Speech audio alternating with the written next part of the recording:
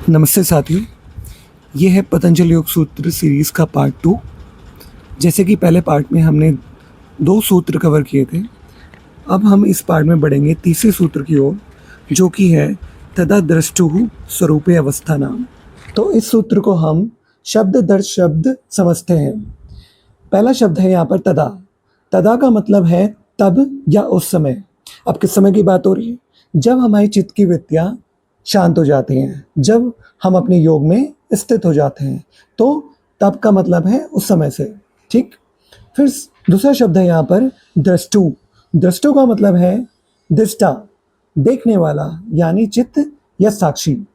फिर तीसरा शब्द है यहाँ पर स्वरूपे। स्वरूपे का मतलब है अपने स्वभाव में या अपने असली रूप में। फिर लास्ट शब्द है यहाँ पर अवस्था नाम। अब अवस्था नाम का मतलब है कि स्थित होना या रहने की अवस्था। तो पूरा अर्थ यह है कि तब जब चित्त अपने देखने वाले स्वभाव में स्थित हो जाता है, तो वो अपने मूल स्वरूप में ही रहता है, बिना किसी विकल्प के।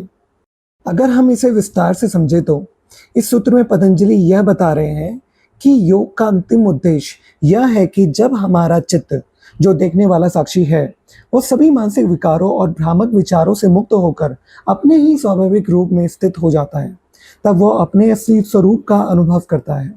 इस स्थिति में मन और उसके निरंतर उतार चढ़ाव और कल्पनाएं शांत हो जाती हैं और हम अपने शुद्ध चैतन्य, अपने सच्चे अस्तित्व को बिना किसी भेदभाव के देख पाते हैं।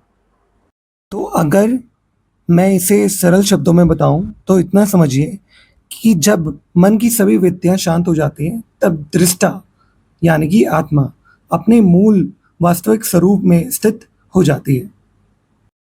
तो अब जैसे कि हमने इस सूत्रों में पढ़ा कि जब वृत्तियों का निरोध हो जाए, तो जो दृष्टा होता है वो कैसा अनुभव करता है। हमने देखा कि वो अपने स्वरूप में ही स्थित हो जाता है। परंतु जब वृत्तियों का निरोध ना हो, तब दृष्टा कैसा अनुभव करेगा, तो इसी को बताया गया है हमारे चौथे सूत्र में।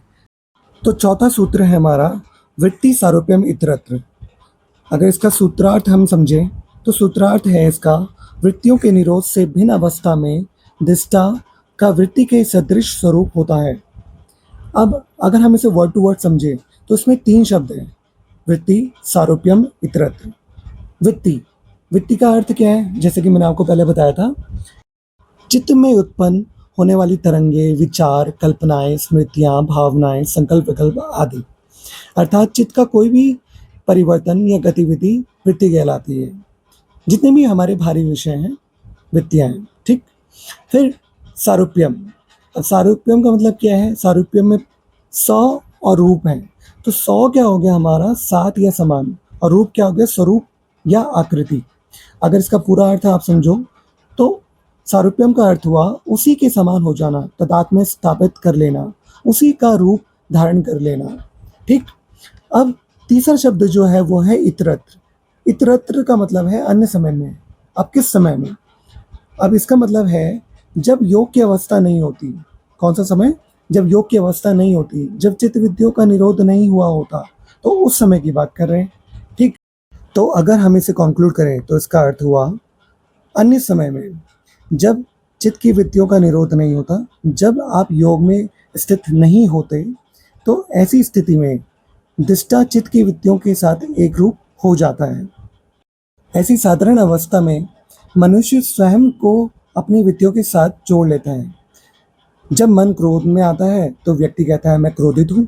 जब दुख आता है तो कहता है मैं दुखी हूँ। जब प्रसन्नता आती है तो कहता है मैं बहुत खुश हूँ। जब भय आता है तो कहता है मैं डर गया हूँ।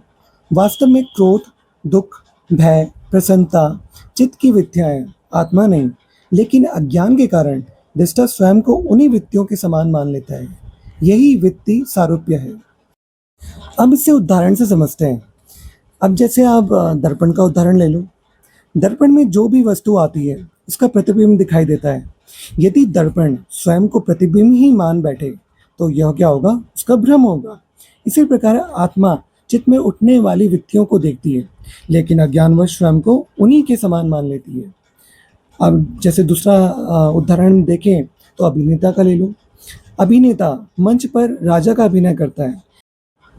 यदि वह अभिनय समाप्त होने के बाद भी खुद को राजा समझ लेगा तो यह उसका क्या होगा, भ्रम होगा। उसी प्रकार आत्मा मन की वृत्तियों के साथ अपनी पहचान बना लेती है। अब जैसे एक और एग्जांपल हम लें, स्वच्छ झील का उदाहरण लेते हैं। जब झील का जल शांत होता है तब उसका जल स्पष्ट दिखाई देता है। जब जल में लहरें उठती हैं तब तल दिखाई नहीं देता। इसी प्रकार जब चित्त की वृत्तियां उठती हैं तब आत्मा का स्वरूप स्पष्ट नहीं होता। तो अगर हम इसे कॉन्क्लूड करें तो ये सूत्र हमें बताता है कि बंधन का मूल कारण बाहरी संसार नहीं, बल्कि चित्त की वृत्तियों के साथ तादात्म्य है। योग का उद्देश्य वृत्तियों को दबाना नहीं, बल्कि उनके साक्षी बनना है। जब साधक यह जान लेता है कि मैं शरीर नहीं हूँ, मैं मन नहीं हूँ, मैं बुद्धि नहीं हूँ, मैं भावनाएं नहीं हूँ, मैं विचार नहीं हूँ, बल्कि मैं इन सब का साक्षी हूँ, तब वो धीरे धीरे तीसरे सूत्र की अवस्था तथा दृष्टु स्वरूपे अवस्थानम को प्राप्त करता है।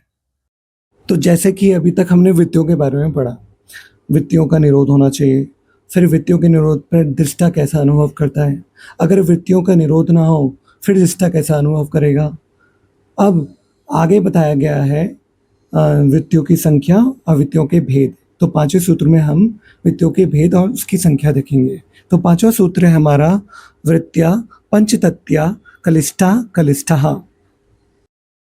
तो अगर हम इस सूत्र का अर्थ देखें तो वृत्तियां 5 प्रकार की होती हैं, कलेशयुक्त और कलेश शून्य भेद वाली। ठीक, अब इसे वर्ड टू वर्ड अगर हम समझें तो यहाँ पर पहला वर्ड है वृत्त्या। तो वृत्त्या का मतलब क्या है, वृत्ति। अब वृत्ति जैसे कि मैंने पहले भी बताया था आपको, चित्त की गतिविधियाँ, मानसिक परिवर्तन, विचार, कल्पनाएं, स्मृतियाँ, भावनाएं आदि।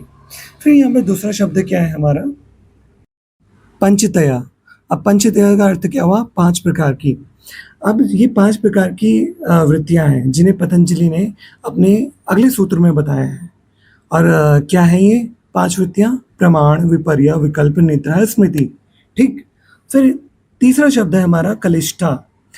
इसका अर्थ है हमारा कलेश, अर्थात दुख देने वाली, बंधन उत्पन्न करने वाली अविद्या, अस्मिता, राग, द्वेष और अभिनिवेश से प्रभावित वृत्तियां। ये वृत्तियां मन को अशांत करती हैं और साधक को संसार में बांधे रखती है। फिर हमारा चौथा शब्द है अकलिष्ठा।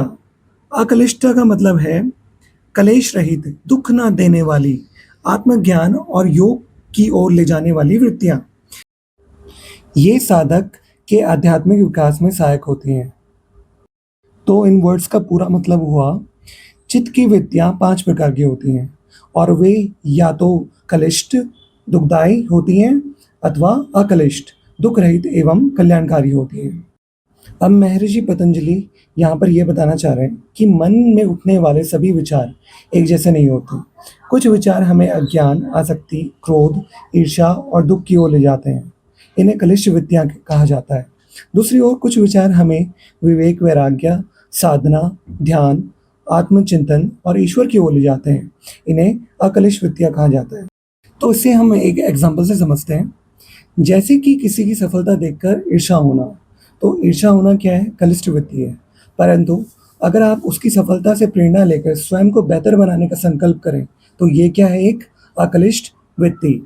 तो इसी प्रकार क्या करना है हमें कि जो हमारे अंदर कलिष्ठ वृत्तियां हैं उनका नाश करना है अकलिष्ठ वृत्तियों को डेवलप करके।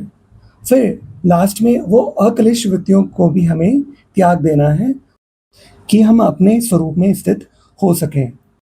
तो योग का उद्देश्य केवल वृत्तियों को रोकना नहीं, बल्कि पहले कलिष्ठ वृत्तियों को अकलिष्ठ वृत्तियों में बदलना और अंततः सभी वृत्तियों का निरोध करके समाधि की अवस्था प्राप्त करना। तो साथियों, आज की क्लास हम यहीं पर समाप्त करते हैं। आगे की सूत्र हम पार्ट 3 में कवर करेंगे और चैनल को ज़रूर सब्सक्राइब करें ताकि सारी वीडियोस आप तक पहुंचती रहें।